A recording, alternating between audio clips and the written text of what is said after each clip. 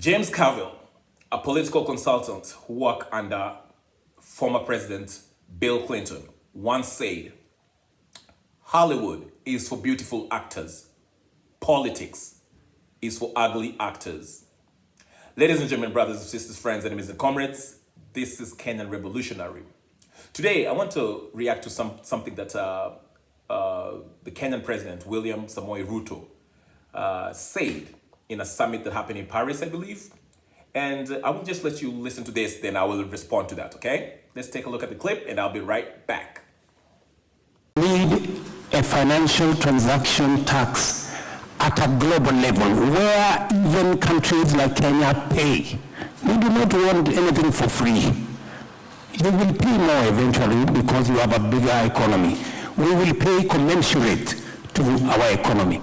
And we want those resources controlled not by IMF and World Bank. Because IMF and World Bank, you have the final say. We don't have no say. We want another organization of equals, where you have as much say because we pay, as much as we do because we also pay. That's the organization we are looking for. And that is why we are saying we need a new financial architecture, where governance, where power is not on the hands of a few people. We can agree on the governance of the institution. We can agree on the sharing of power so that all of us have access to resources that go to making sure, number one, renewable energy. We invest in decarbonization. Number two, adaptation, mitigation, smart agriculture. Number three, restoring our planet, restoring our biodiversity, and making sure our carbon sinks work. This is what we are saying, and we would appreciate a little understanding. I mean, we want to be, we are talking the normal. If we continue talking the normal, Emmanuel, we will never solve this problem. Things are not going forward, they are going backwards. Tokenism, installment will not solve this problem. We have a much bigger problem than the installment we are discussing here will solve. You are not hearing us. I will, if I not from me, from the UN Secretary General, that we got 13 times less as Africans as compared to Europeans, because the whole architecture, and by the way, it was fair by the architecture, the current architecture of the financial system, but it is grossly unfair when we are looking at fairness. So, what are we saying? Our position, good people, is we do the following. Let us agree that the money we are supposed to pay for the next 10 years as repayment of debt, let us convert it into a new loan that is 50-year loan with 20-year grace period, so that you don't have a problem with your AAA rating. You can continue to have the AAA rating, but you don't have a problem with your shareholders because you haven't given away any money. You've just changed the structure, and we get both liquidity, we get it urgently, and we can develop our countries. For Kenya, for example, we pay $10 billion every year to service our debts. If I had $10 billion every year for development in Kenya, instead of paying debt, it would make a huge difference.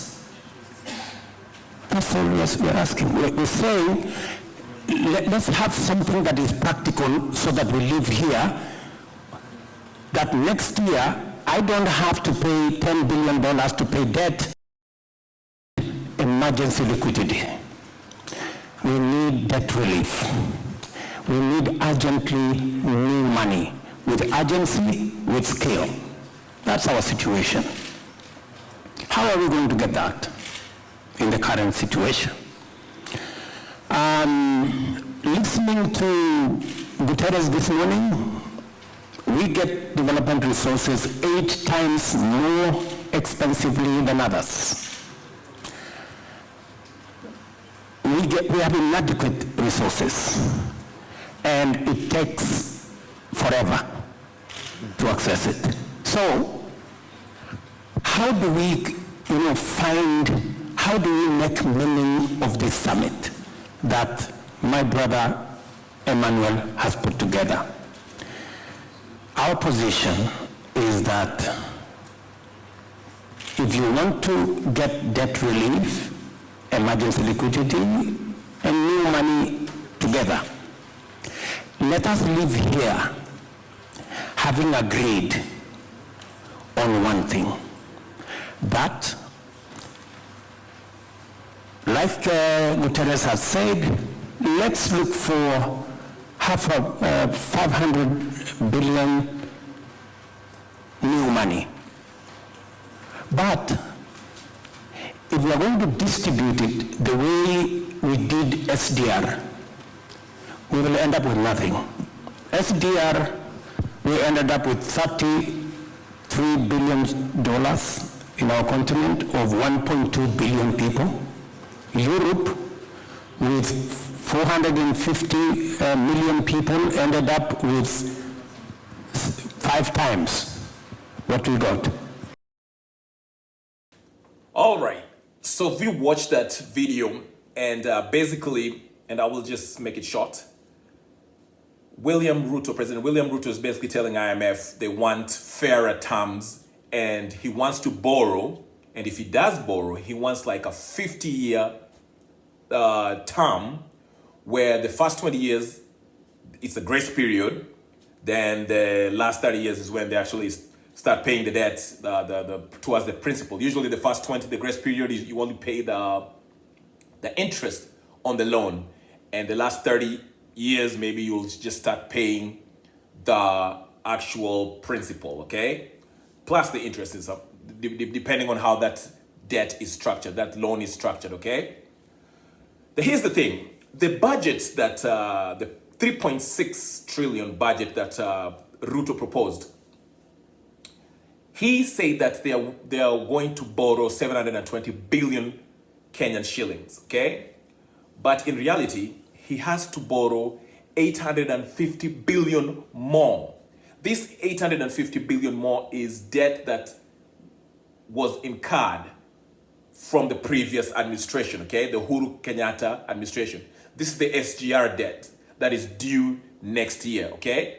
So they have to borrow also that one so they can. So basically what Ruto is basically saying is this.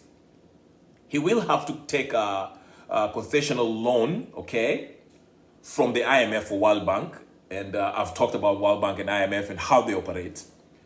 And he's asking for a 50-year loan, okay? So basically the reason why he needs that, he's taking this loan, I don't know how much it will be in total, but the loan that he'll take with the IMF, the concessional loan, will be a loan that covers the previous loan from the previous administration, okay? The SGR and stuff, and also will help him to take care of his, he'll need cash liquidity. You heard him speak. So if there's any, like paying the teachers, paying the civil servants, for government to run, he'll have money, liquidity, cash to pay these folks and conduct governmental functions, okay? So, my problem is this with that, okay? It's okay. Taking a loan by itself, taking a loan is not a bad thing. But what we've been calling for people like Okiom Tata has been calling for is, why do we keep on doing this? Because Kibaki did this, Uhuru did this, now Mr. Ruto is doing the same thing. What is he essentially doing? We are getting a loan to cover the previous loan. We are basically taking a bigger loan every time, restructuring the deal, and kicking down the can for the future generation to deal with it, okay? Because after those 50 years, our debt will be a bigger debt, of course, and our grandchildren will have to do that, deal with that, which I think is against the Constitution. There's a section, I forgot off my head, but let's forget that for a minute, okay? So basically what we are doing is just, we keep increasing our loan. It's becoming huger, bigger and bigger, and it has a longer and a longer term. Yes, the interest rate, that the rate that in which we'll pay over the next 20 years, if he gets the loan that he's asking for, he doesn't have to worry about the immediate payment in the next 20 years. Okay? I get it. To give him some leeway so he can do whatever he needs to be doing as far as governing. But the last 30 years, when the 50 years go by, we shall be in heavy debt. We are kicking it down the road, the can down the road, all right? So that's the problem that I have with this. And people like Onkiom Tata and I, among others, we are saying this. Instead, before we even take these loans, okay, why can't we look at the current loans that we have, audit? Because there's no need of taking a new loan if this money, we don't have a sinking fund, we don't save, we don't put some money aside yearly, every year, to pay towards the principal. We borrow and we misuse the money through corruption and other stuff, wastages, trips that we don't need, cars that we don't need, expenditures that we don't need to make. We waste this money, and then after the loan has run out, after a couple of years, the next president comes in and borrows some more, a bigger loan to cover the previous loan, and he kicks the can down the road again. Why can't we stop this? I was hoping when Ruto became the president that he will do something about this. Audit, public audit of the previous loans that we've taken, how much we owe, how this money is being appropriated or misappropriated, okay? Then once we figure that out, the people who have still stolen this money should repay the money so we can pay towards these loans. Or if it's an odious loan, then we don't have to pay them. The people who took them shall be responsible for it. But no, we are not doing that. We are running to the IMF, and we know how the story goes. So that's why I'm saying, while Ruto is making a passionate plea and very animated presentation by him, response to the head of IMF and World Bank, in reality, we are still colonized financially by this institution, foreign institutions. And guess who's going to bear the burden? It's us, the taxpayers, and our children and our children's children. That's why I'm saying, to go back to James Carville's quote, Hollywood is for beautiful actors, politics is for ugly actors. Politicians are just acting just like the Hollywood.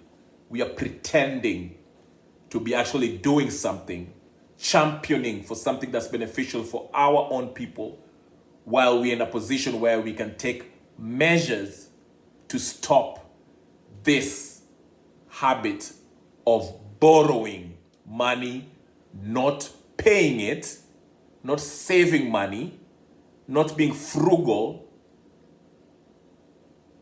but having our kids, the taxpayers' kids, and their kids' kids to pay for it, to bear the burden. See what I'm saying? Anyway, this is Professor Banana, aka Kenyan Revolutionary. That's all I gotta say for today. Peace and blessings.